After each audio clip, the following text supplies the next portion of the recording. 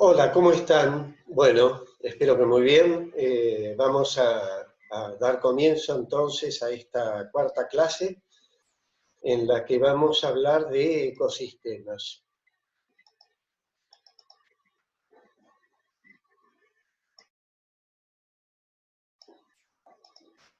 Eh, bueno, nosotros comenzamos hablando de la organización de la materia, partimos de los niveles de organización más bajos, menos complejos.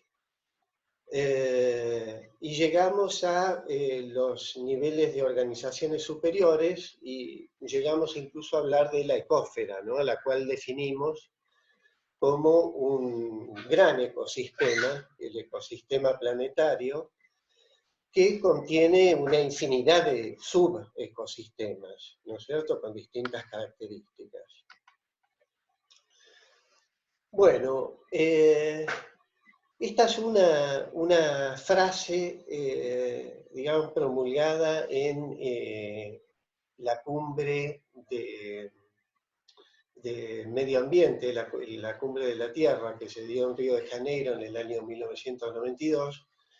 Se dio en el marco de la Organización de las Naciones Unidas, y es donde se empezaron a sentar algunas bases en cuanto a las políticas de conservación, de disminución en la contaminación, en fin, las primeras convenciones o intentos de convención entre naciones en cuanto a las políticas ambientales. Y lo que se dice acá es, bueno, se habla de la importancia de conservar la biodiversidad, ¿no? Que como vamos a ver, la biodiversidad comprende muchas cosas, pero básicamente comprende todo el patrimonio natural, ¿sí?, que conforman el conjunto de los ecosistemas terrestres. Bueno, cuando hablamos de un ecosistema, tenemos que hablar de un sistema que es capaz de regularse, ¿eh? Los ecosistemas se autorregulan, ciclando, reciclando los elementos, la materia, y transcurriendo, digamos, entre distintos estamentos la energía que va fluyendo desde los estamentos más bajos, es decir, desde los productores, hacia los niveles tróficos más altos, ¿no es cierto?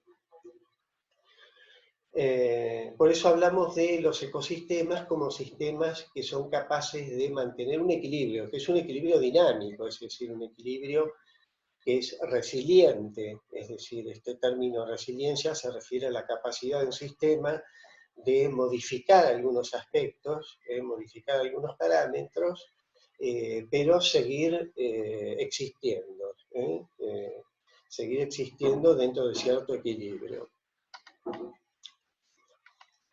Bueno, vamos a analizar un ecosistema tipo, ¿no es cierto?, la estructura de un ecosistema, para analizar principios muy básicos, ¿no? Lo que estamos viendo acá son distintos niveles tróficos, de los cuales ya hemos hablado anteriormente, en clases anteriores. Estamos viendo, este es un ecosistema ideal, digamos, que podríamos representar como un acuario, por ejemplo, ¿sí? Tenemos un estamento que son los productores, ¿sí? Los productores primarios, se refiere a, en este caso estamos en un ecosistema acuático y se trata de algas. Luego tenemos otro nivel trófico, que es el de los herbívoros, que a su vez se alimentan de los productores primarios, que son estas algas. Y luego podemos tener, por ejemplo, en este ecosistema ideal, carnívoros, que pueden estar representados por los peces del acuario, del estanque. Lo que vemos acá es cómo se ejerce una regulación dentro de las distintas poblaciones. en la comunidad del acuario.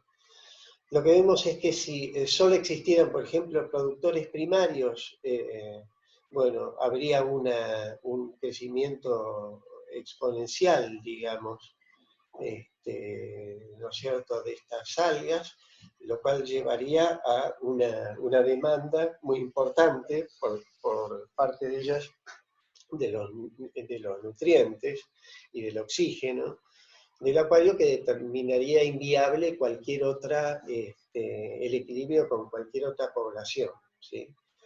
El ecosistema es capaz de autorregularse mediante las poblaciones que lo componen. ¿Y cuál es el papel de los herbívoros? Bueno, los herbívoros mantienen el nivel poblacional dentro de ciertos límites, ¿sí? Al ejercer esta presión de herbivoría sobre las algas, ejercen un control sobre la población de las algas.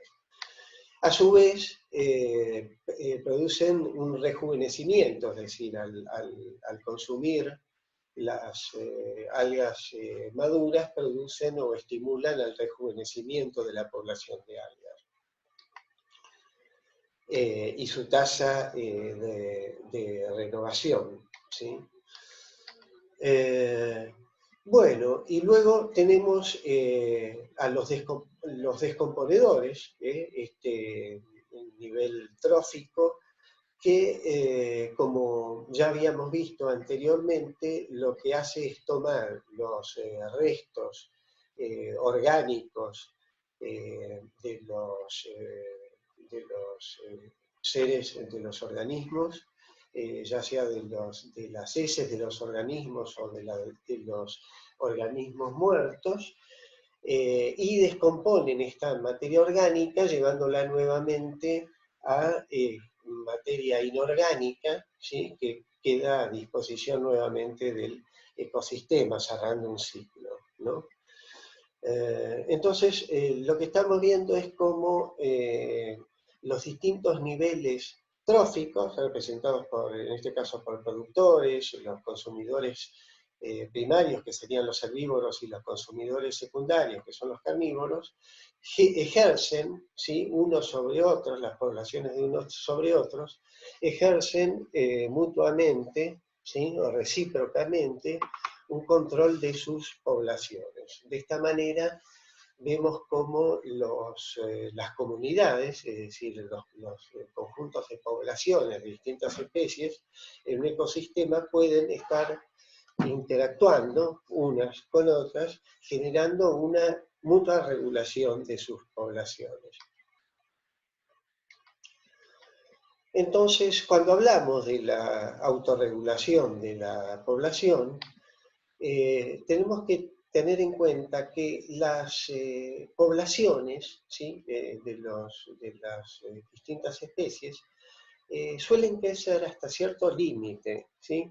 Las poblaciones en general en el mundo, ¿sí?, de las poblaciones silvestres, e incluso de las poblaciones en cautiverio bajo otras condiciones, otros parámetros,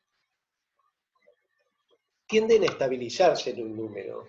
Es decir, no es que crecen indefinidamente, sino que por lo general hay un número poblacional, ¿sí?, un número de individuos para una población, que ese número es un número al que definimos como K, y este número K es la constante de equilibrio para esa población, es decir, es el número de individuos óptimos para esa población en esas circunstancias, en ese momento. Bueno, entonces en determinado momento dijimos que la población tiende a estabilizarse, no crecer infinitamente en términos generales, las poblaciones de los distintos organismos, de distintas especies, y para que esto ocurra, es decir, para que las poblaciones tiendan a estabilizarse en cuanto a su número, tiene que estabilizarse el número de nacimientos y el número de muertes de la población, ¿sí? Estos son temas que estamos viendo ahora en forma general, pero que luego cuando veamos dinámica de poblaciones, vamos a ver en mayor detalle. Entonces, este estado estacionario, el estado estacionario se refiere al estado de la población en ese número que les digo que es ese número K, que es el número al cual tiende a estabilizarse cada población en determinadas condiciones. Y ese no es un número fijo, ¿no es cierto? 3.527 jirafas, sino que, bueno, si hay una población de 3.000 jirafas, bueno, el número K hará que la población fluctúe entre 2.900 y 3.100 jirafas, es decir, vamos a llegar a un régimen estacionario, pero que es dinámico, ¿sí? Para las poblaciones. Y los factores que condicionan el tamaño de una población son, en términos generales, el potencial biótico, al que podemos definir con la letra R minúscula, y el potencial biótico básicamente sería el resultado de la tasa de natalidad y la tasa de mortalidad, es decir, la diferencia entre ambas tasas. Y otros factores que condicionan también el tamaño de la población, como vamos a ver, es la resistencia ambiental. Entonces, ¿qué sería el potencial biótico? El potencial biótico sería una idea del potencial de crecimiento de una población, porque estamos hablando de los que nacen menos los que mueren, ¿sí? Es decir, cuanta más tendencia a crecimiento, a expansión de número tenga la población, ese número va a ser mayor, ese R, ese potencial biótico va a ser mayor porque van a ser más los que nacen que los que mueren, ¿sí? Bueno, y veamos ahora qué es la resistencia ambiental. La resistencia ambiental se refiere a los factores que pueden generar un retraso o una disminución en el crecimiento de una población. ¿Y cuáles pueden ser esos factores? Bueno, los factores bióticos pueden ser presencia de depredadores, parásitos, ¿sí? Los parásitos generan enfermedades, es decir, los depredadores sabemos cazan a sus presas, así bajan regulan a los niveles de las poblaciones, las presas. Los parásitos enferman y muchas veces matan a sus hospedadores. Esos son algunos factores, ¿no? Son factores bióticos. Y factores abióticos que pueden regular las poblaciones en los ecosistemas, ¿cuáles pueden ser? Bueno, cambios de clima, ¿sí? Que a su vez pueden determinar escasez o modificación en la abundancia de alimentos, catástrofes naturales, que pueden ser inundaciones o pueden ser incendios o otro tipo de catástrofes que modifiquen drásticamente un ecosistema, ¿no? O un ambiente con distintos ecosistemas. Bueno, y factores internos que pueden también regular a la población, es el aumento, o sea, el factor interno, que es el que es inherente a la misma población, es un aumento de esa población. Es decir, cuando aumenta mucho una población, se afectan negativamente o va a haber mayor competencia por la reproducción y por el, el intento, digamos, de dejar descendencia.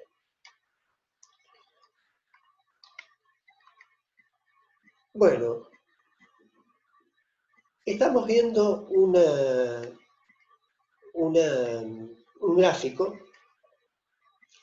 donde vemos una curva de estas dos curvas, digamos, que representan crecimientos, son dos modelos distintos de crecimientos poblacional. En términos generales, las poblaciones crecen según la curva azul que estamos viendo, la curva que denominamos sigmoidea y que en alguna clase anterior vimos, hablamos de su del primero que la desarrolló, esta curva sigmoidea, que se denomina así por esta forma de S, que también se llama curva logística.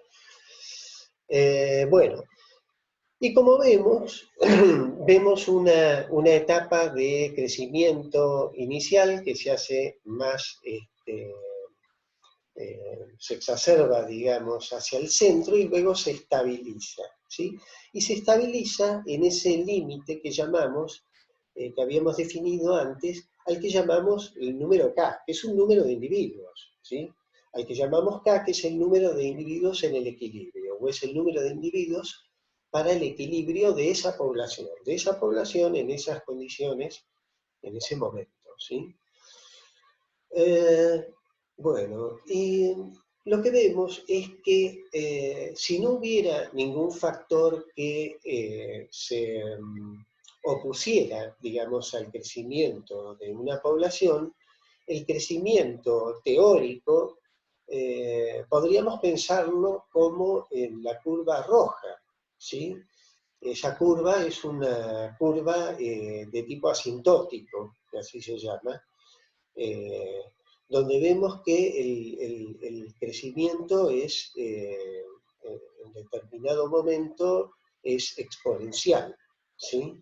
Pero vemos que en la naturaleza y en las poblaciones en general, el crecimiento de las poblaciones, como decíamos, obedece a una curva como la curva sigmoidea, como la curva azul.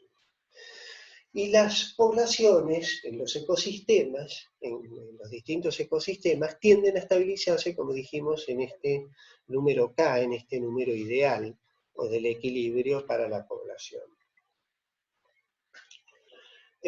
Cuando el potencial, si consideramos un potencial biótico máximo, el crecimiento sería exponencial, en uno teórico, ¿sí?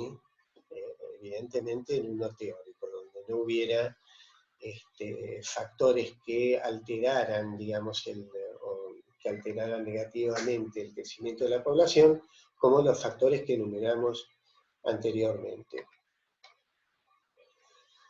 Entonces, como decimos, con el tiempo la resistencia ambiental, ¿sí? Va generando, va moldeando el crecimiento de la población de esta manera.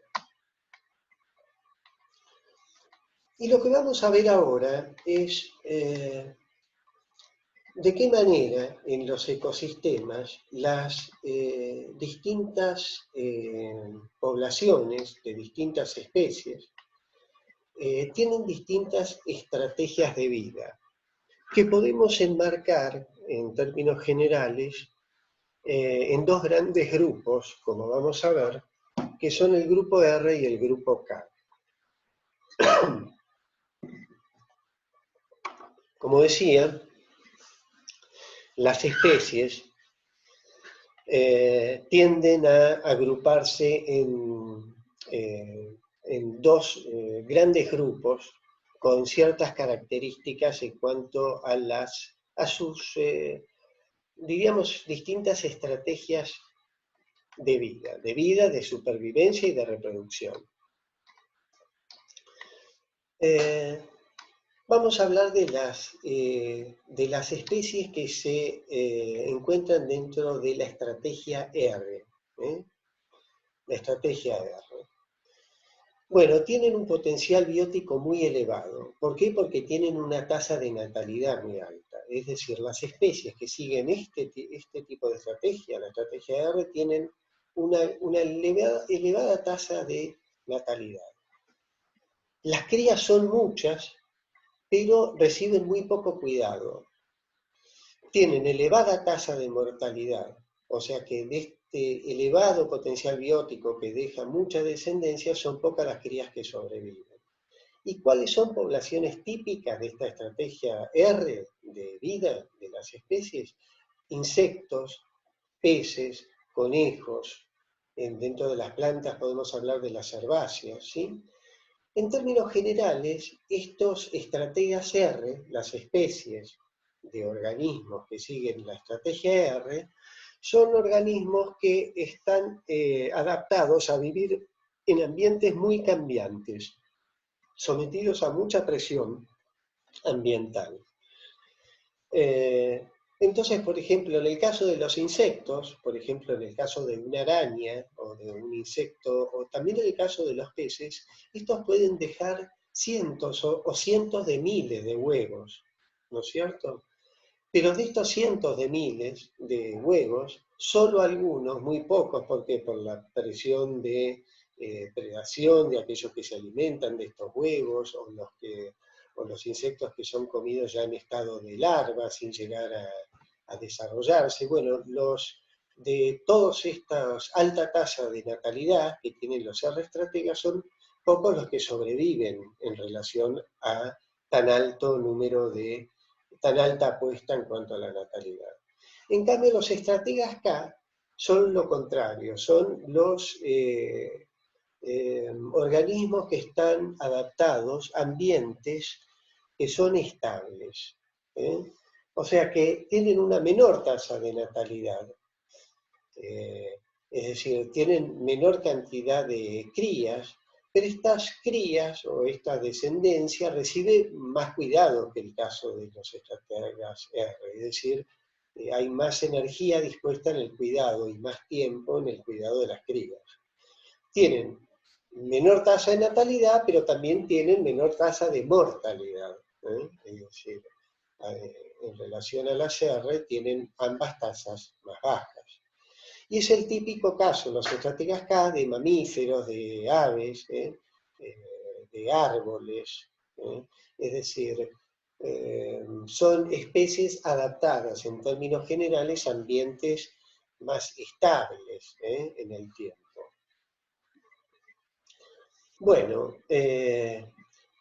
y como vemos, en cuanto al potencial biótico que habíamos definido en términos generales como a la capacidad de aumentar su abundancia o su número de una población, es decir, en un punto lo podemos ver como la diferencia entre la tasa de natalidad y la de mortalidad, lo que vemos es que obviamente la resistencia ambiental va a generar un aumento en la tasa de natalidad y va a disminuir la tasa de, va a aumentar la tasa de mortalidad y va a disminuir la tasa de natalidad, ¿no es cierto?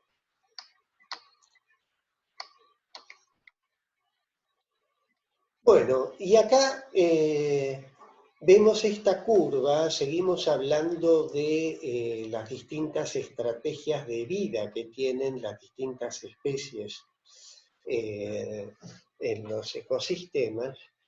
Y vemos nuevamente ahora los R estrategas, que dijimos que eran los que están adaptados a ambientes muy cambiantes, ¿sí? Es decir, estos que tienen mucha cría y alta tasa de mortalidad. Ahora lo que vemos es que las R estrategas, las especies R estrategas, tienen un número de individuos muy alto digamos, en sus primeros estadios, pero la tasa de supervivencia es muy baja. Como vemos, la supervivencia cae rápidamente con el tiempo. Es decir, que lo que podemos interpretar de la curva es que son pocos los individuos que llegan a adultos, es decir, la mayoría, la gran mortalidad se da en los primeros estadios, ¿no? de los individuos. Entonces vemos que como estrategia, la fecundidad en relación al tiempo de vida de las especies R estratega, es decir, de cuánto vive una especie R estratega, el pico de su fecundidad, de su capacidad real de dejar descendencia, se encuentra, es mayor, digamos, cuando, digamos, ya está asegurada la supervivencia, es decir, cuando la tasa de mortalidad ya ha diezmado, digamos, a la población. Estas son típicamente especies que son pioneras, oportunistas, es decir, tienen la capacidad de crecer o de desarrollarse o desarrollar su abundancia en cuanto a número de individuos de la población, si las condiciones son favorables, incluso si las condiciones son muy favorables, pueden dar un aumento explosivo de la población, como pasa y ha pasado ahora hace poco con, por ejemplo, la población de ratones colilargos en el sur de nuestro país, u otras poblaciones que son oportunistas, es decir, cuando hay mucha oferta de alimento, de nutrientes y las condiciones climáticas no son adversas, se pueden dar condiciones explosivas de población. Lo mismo puede caer abruptamente la población en función de condiciones contrarias a las que acabamos de describir, ¿no? Condiciones adversas.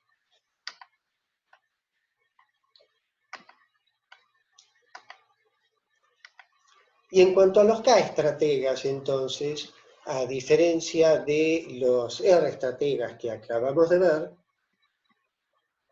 tienden a tener una supervivencia mayor en el tiempo, es decir, no está tan concentrada la mortalidad en los primeros tiempos, digamos, de los individuos, sino que está más distribuida, digamos, a lo largo del tiempo en el desarrollo de la vida del individuo. Entonces, la fecundidad acompaña, digamos, al el estadio medio, digamos, de la población. Bueno, entonces, como habíamos dicho, estas K-estrategas, que tienen una tasa de supervivencia mayor que los R-estrategas, ¿sí? Son más longevas por lo general, son especies además territoriales, ¿por qué? Bueno, porque están, como habíamos dicho, a diferencia de los R, las especies K, como son típicamente los mamíferos, dentro de los mamíferos, los felinos, por ejemplo, clásicamente territoriales, y que ejercen una relación muy fuerte con un ambiente estable. Bueno, muy bien.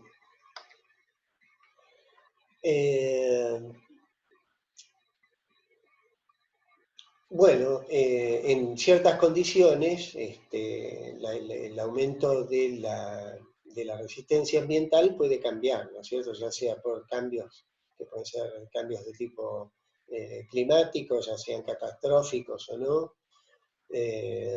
o cambios naturales, ¿no? Ejercidos por cambios que puede haber generado la presión de la actividad del hombre sobre el ambiente. ¿Qué son las especies amenazadas en los ecosistemas? Son aquellas cuyo número de individuos se reduce drásticamente. Como habíamos visto, todas las especies tienen en sus poblaciones en estado natural un número en relación al ambiente en el que se encuentran, ¿sí? A la capacidad que tiene ese ambiente de sostener esa población. Esa capacidad se llama capacidad de carga del ambiente. Tienen, como habíamos dicho, ese nivel de población, ese número de equilibrio de población, que habíamos dicho dinámico, es decir, las poblaciones fluctúan, pero siempre oscilando sobre un número, digamos que es ese número K, ese número de estabilidad de la población. Cuando hay alguna presión, digamos, no natural, crítica, sobre la población, ese número puede caer drásticamente y esa caída puede redundar en que esa población, por debajo de cierto número de población, ya no tenga capacidad de recuperación. Es decir, que se extinga, que desaparezcan los individuos de todas las poblaciones. Bueno, ¿y qué vemos acá? Una densidad de la población en función del tiempo, ¿sí? Del crecimiento de una población que sigue estrategia K y de una que sigue estrategia R. El caso de las R son estas que presentan estos picos, estos saltos. ¿Por qué? Porque, como dijimos, la densidad de la población en el tiempo para las especies de estrategia R puede ser muy cambiante, es decir, tienen muchos individuos, con lo cual en ese momento hay una explosión poblacional y rápidamente esa población cae. ¿Sí? ¿Cae por qué? Por la fuerte presión o resistencia del ambiente, ¿sí? Por la resistencia ambiental. Es el típico caso de insectos, o como habíamos dicho, por ejemplo, de roedores, puede ser también el caso de peces. ¿Eh? En cambio, la curva que vemos en amarillo, siguiendo un crecimiento de tipo aproximado sigmoideo, hasta llegar a un nivel de amortiguación en un nivel más o menos estable de densidad de población, es una típica curva de densidad de población en el tiempo de estrategia K, es decir, de las especies con ambientes estables, que tienden a estabilizar su población con el tiempo.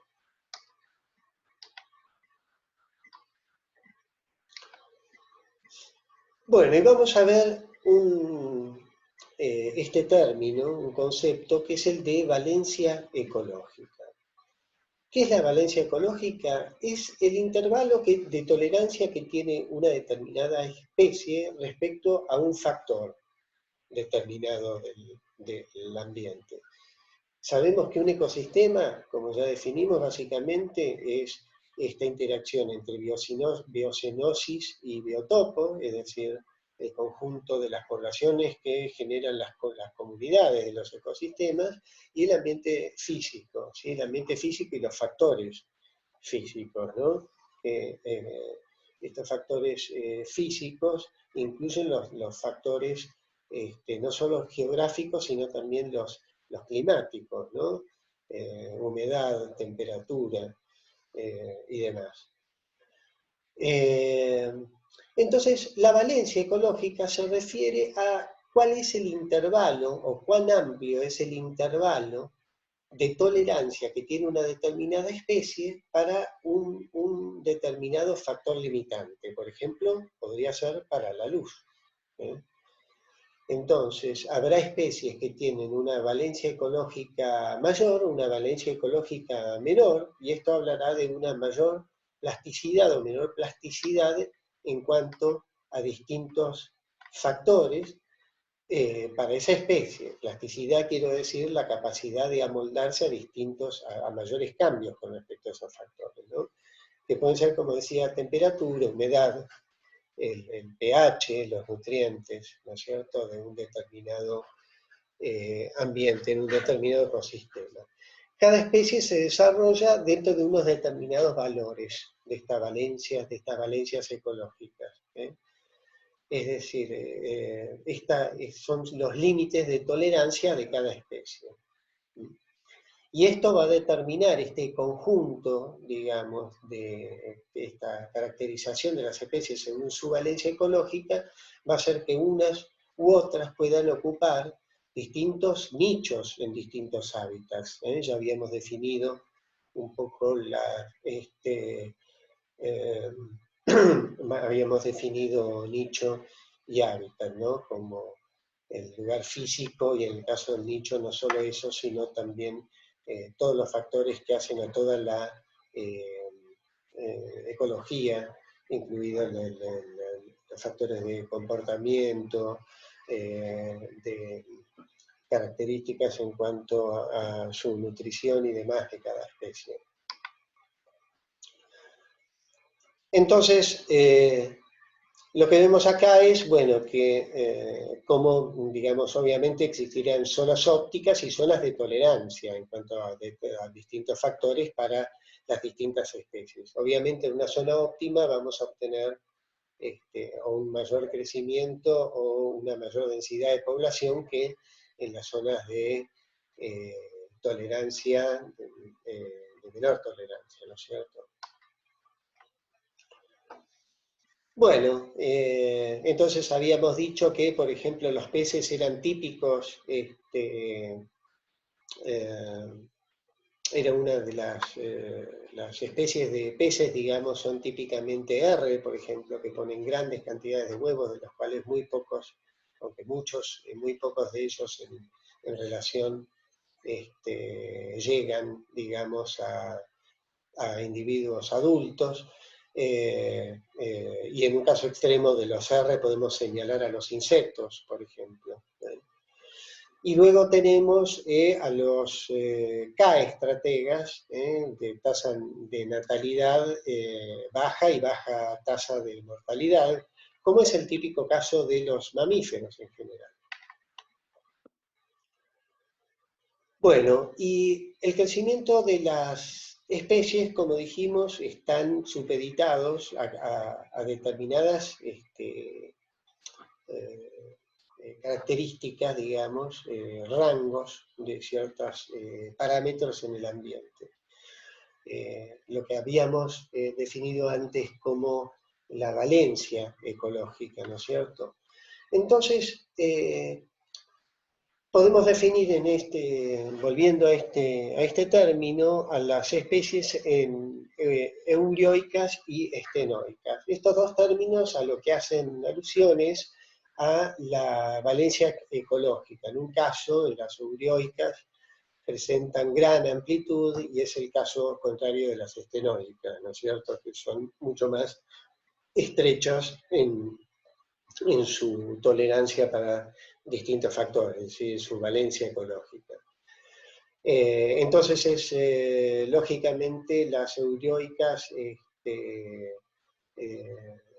son mucho más generalistas, por eso son más amplias, mientras que ese sería el caso típico de especies R, mientras que las estenoicas sería el típico caso de las K, son muy especialistas, o sea, no es como el caso de las R, que son especies que están ajustadas a cambios permanentes e importantes del ambiente. Las estrategas K están mucho más ajustadas porque viven en ambientes estables, más estables.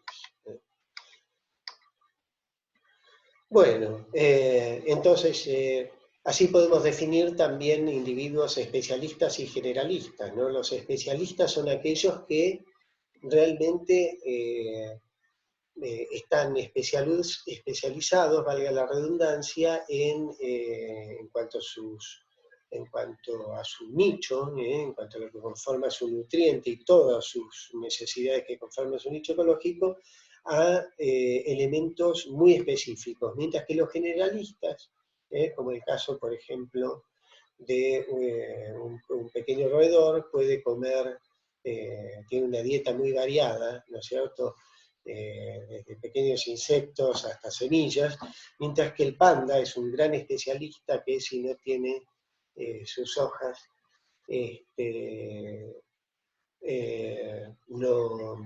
sus hojas de bambú, no tiene, digamos, otra forma de alimento, ¿no? Es muy especialista. Lo cual en un punto, digamos, hace que los especialistas, a lo que se refiere a cambios ambientales, sean más sensibles que los generalistas, ¿no?, que son más plásticos en cuanto a la capacidad de adaptación en este sentido. Bueno, acá lo que vemos es un gráfico que lo que nos muestra es los grados de supervivencia o de mortalidad, ¿sí?, de una mariposa, de una especie de mariposa, según la combinación de dos parámetros, de humedad y temperatura. Y vemos que hay combinaciones óptimas, digamos, en donde es menor, o sea, óptima para la vida de esta especie de polilla o de mariposa nocturna, que es el centro, donde la mortalidad es solo del 10%. En los anillos que van para afuera, después la mortalidad cada vez se hace más grande. Quiere decir que las condiciones óptimas de vida, donde hay menor mortalidad, es en esta combinación que se da en esta isla del centro, más o menos en el eje que cruzan los 80 de humedad con el 20 de temperatura, ¿no? Bueno, esto es un poco la explicación de esto que acabamos de ver. Ustedes pueden verlo luego para ver, lo que hace es explicar un poco lo que acabamos de ver. Esto, bueno, es un esquema que lo que hace es unir con flechas la regulación que ejercen distintos factores sobre la población, sobre la tasa de mortalidad, la tasa de natalidad. Es como estos distintos factores, digamos, se regulan entre sí. Ustedes pueden analizarlo. Bueno, habíamos visto antes factores limitantes de las poblaciones, y dentro de los factores internos habíamos visto que el aumento de la densidad, ¿sí? Es decir, el hacinamiento, el aumento de individuos por área, por superficie o por volumen, en el caso de que se trate de un ecosistema acuático, origina un aumento de tasas de mortalidad y además aumenta la emigración. Luego vamos a hablar un poco más de los parámetros demográficos. Y disminuyen la natalidad y la inmigración, es decir, las poblaciones, la idea de esto es que las poblaciones también se regulan internamente, es decir, el crecimiento de la población tiende a que aparezcan factores internos de autorregulación. Esto determina el aumento de la mortalidad y disminución de la natalidad y aumento de la emigración, de una población que está saturada. Esto hace que se regule la población. Y bueno, factores externos los habíamos visto anteriormente.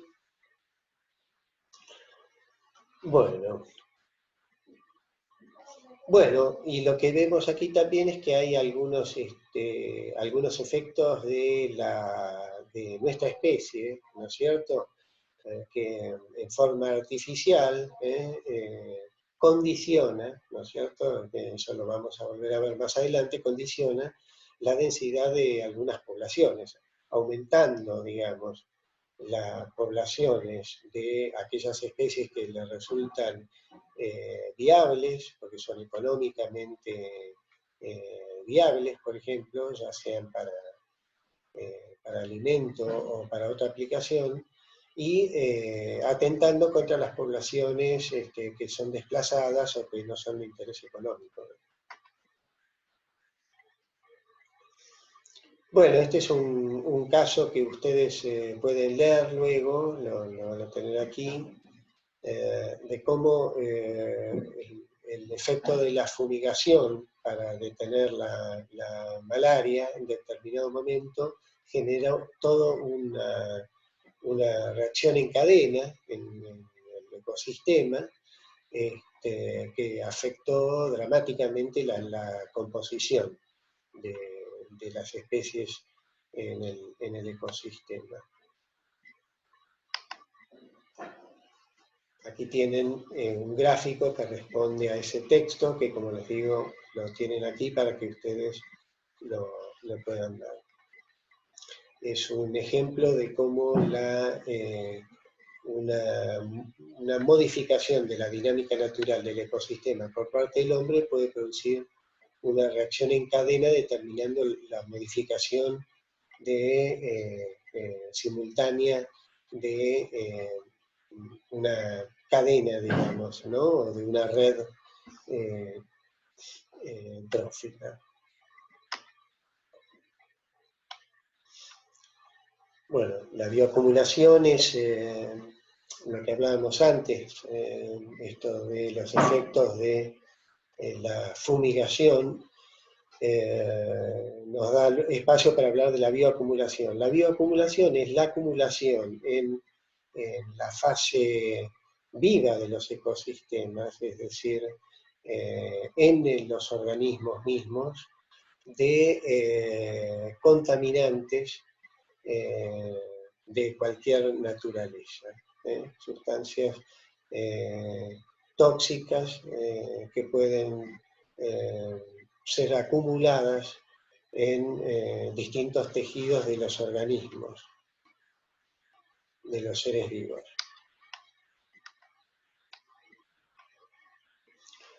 Bueno, esto es una rueda, digamos, de cómo interactúan, digamos, los factores bióticos y abióticos de un ecosistema. Como dijimos, la biocinosis, que es el conjunto de poblaciones de distintas especies que forman las comunidades, y el biotopo, que es, digamos, la parte física incluyendo los factores físicos del ecosistema.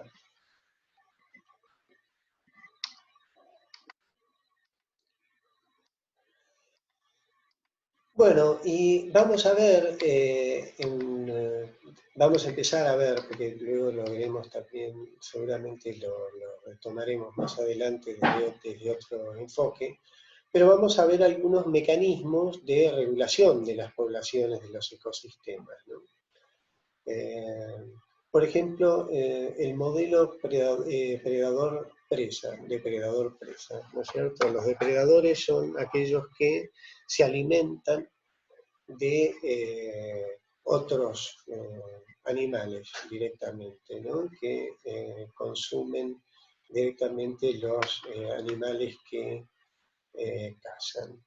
Y lo que vemos es que obviamente hay una regulación entre la población de depredadores y de presas, ¿no? Porque obviamente si aumenta la presión de predación por parte de los depredadores, ¿qué pasa? Disminuye la cantidad de presas. Pero si disminuye la cantidad de presas, la probabilidad de encuentro con una presa, por ejemplo, disminuye también. Entonces disminuye también a la larga la población de depredadores. Y así se produce a lo largo del tiempo una relación en la que ambas poblaciones se regulan una a otra.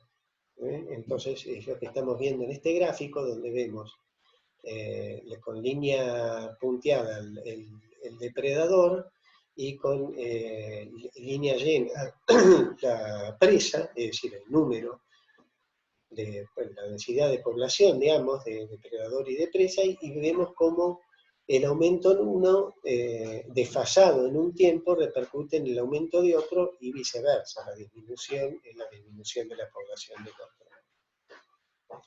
Podría ser, por ejemplo, como damos este ejemplo, la población de linces y liebres, por ejemplo, como predador y presa.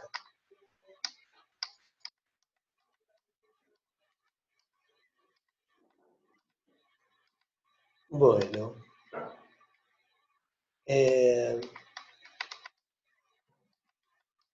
estos son unos esquemas donde lo que vemos nuevamente, no le den mayor importancia a esto, este esquema lo que señala es que, digamos, las tasas de natalidad y de mortalidad de depredador y de presa están relacionados, es decir, que ambas poblaciones, la de depredador y de presas, están relacionadas. Obviamente, el depredador, digamos, aumentará el número de funciones de la presa.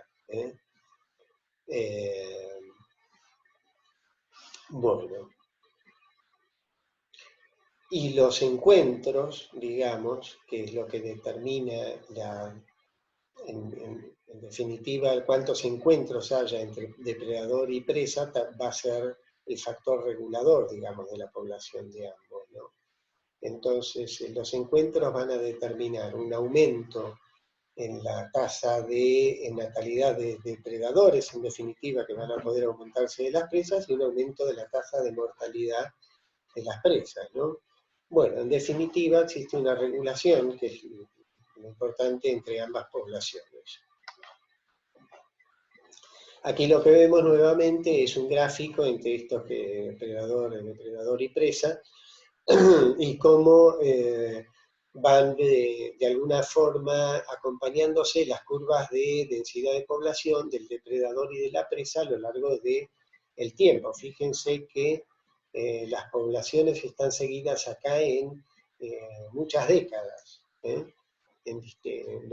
a lo largo de distintas décadas, de cómo, si bien en determinado momento, digamos, en décadas anteriores,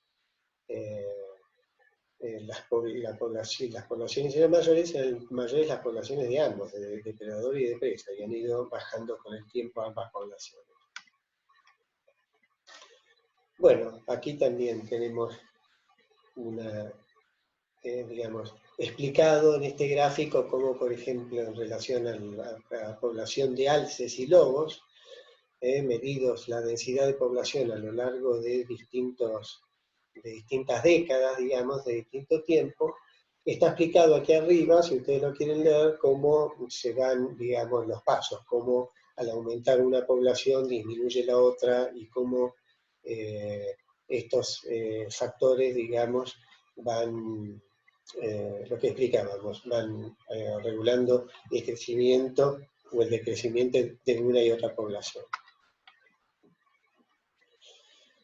Bueno, lo que tenemos aquí es un ecosistema también. Lo que estamos viendo de los ecosistemas es de alguna manera cómo funciona esta regulación en la biocenosis, ¿no es cierto?, dentro de las comunidades. Y vemos aquí una base que está dada por estos productores primarios, que es el fitoplancton, ¿sí? Y tenemos fitoplancton y zooplancton que representan una masa que es una base alimentaria en el ecosistema para especies mayores que vemos. En este caso, por ejemplo, anchoas y atunes, que en esa cadena trófica se van alimentando unos de otros. Y vemos como, al igual que en un ecosistema terrestre, digamos, tenemos los tres niveles tróficos, es decir, repetimos que los niveles tróficos son los distintos niveles en los que se ubican las distintas especies según cuál sea su estrategia en cuanto a conseguir sus nutrientes, sus alimentos, ¿no? Tenemos una primera instancia que en este caso es el fitoplancton, que son estas microalgas, que es vegetaciones que son capaces de fotosintetizar y son el primer eslabón. A su vez estos son alimentos sucesivos del zooplancton de especies mayores, ¿no es cierto?, en la cadena trófica.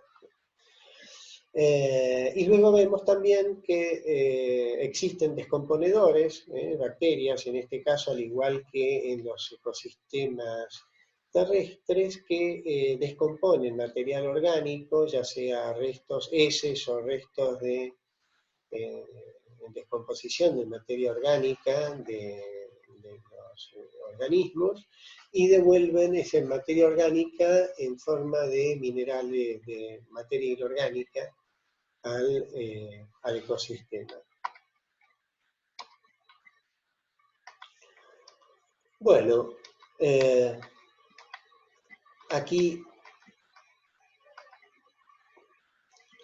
lo que vemos también es un poco estos cuadros, lo que explican es esto, ¿no? Ustedes los tienen aquí luego. Estas clases también las van a tener en PowerPoint, así que lo van a poder ver ustedes.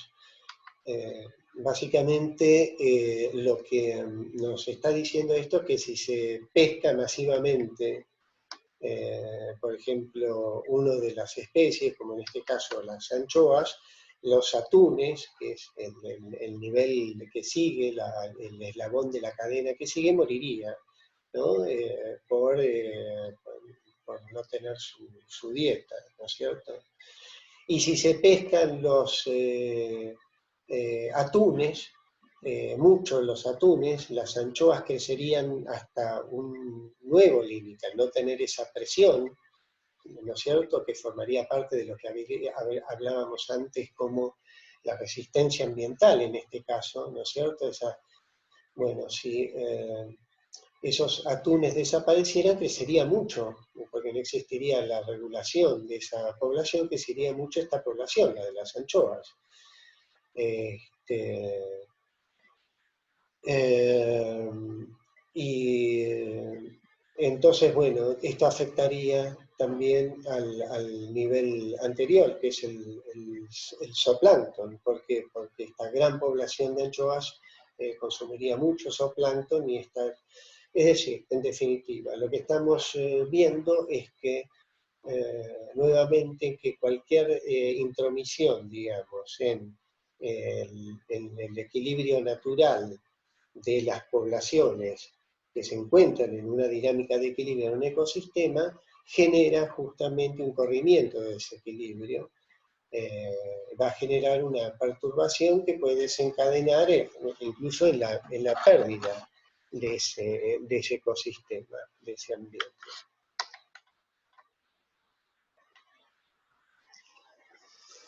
Bueno, y si hablamos ahora del caso de la regulación que ejercen las poblaciones de parásitos y hospedadores, es decir, parásitos y los que hospedan a esos parásitos, también hay una relación, de la misma forma que el predador y presa, también hay una relación de regulación entre parásito y hospedador, ¿sí? ¿Por qué? Porque el parásito puede disminuir la población, ya sea por enfermedad, puede mermar, digamos, a la población por enfermedad y muerte incluso de los individuos, o puede disminuir, digamos, la tasa de natalidad por enfermedad en la población. Es decir, que el parásito es un regulador negativo, digamos, en cuanto a la población de su hospedador. Y el hospedador, la población del hospedador en sí, es un regulador de la población del parásito, porque la población de parásitos va a depender necesariamente del encuentro del parásito con hospedadores. En definitiva, lo que queremos señalar ahora, digamos, con esto, es que esta también, el parasitismo, la relación de parásito y hospedador, es una relación de regulación de población.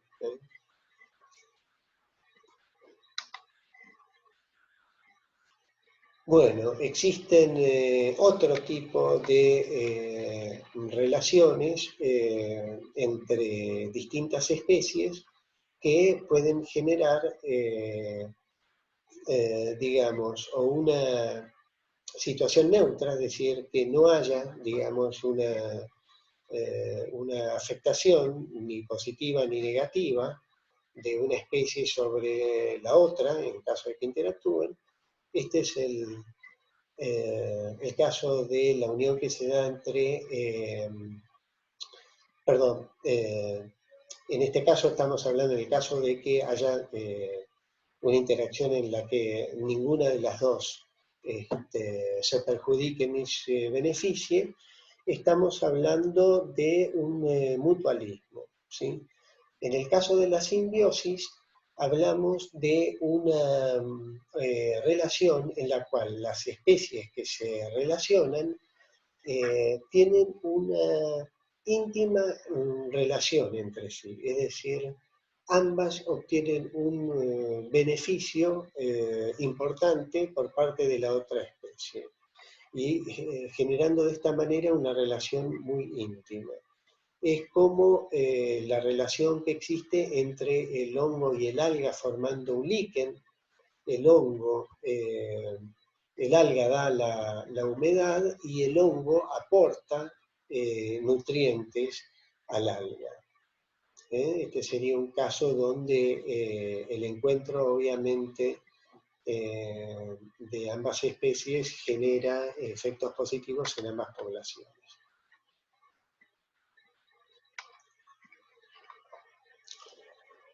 Entonces, antes les había hablado de mutualismo. En el caso del mutualismo, bueno, esto es todo un gráfico que a ustedes parece muy, este, muy complicado, pero en realidad son muchas flechas que lo que nos están diciendo en cuanto al mutualismo es que es una relación en la cual puede haber un beneficio para una especie y ningún efecto eh, para la especie con la que interactúa. Por ejemplo, las aves que se posan sobre un rinoceronte y comen sus parásitos del lomo, ¿no es cierto? Bueno, en todo caso hay un beneficio para, el, para el desparasitado, digamos, y un beneficio en cuanto al alimento para las aves, ¿no? Bueno, y en el modelo del comensalismo, lo que tenemos es que el depredador establece con la...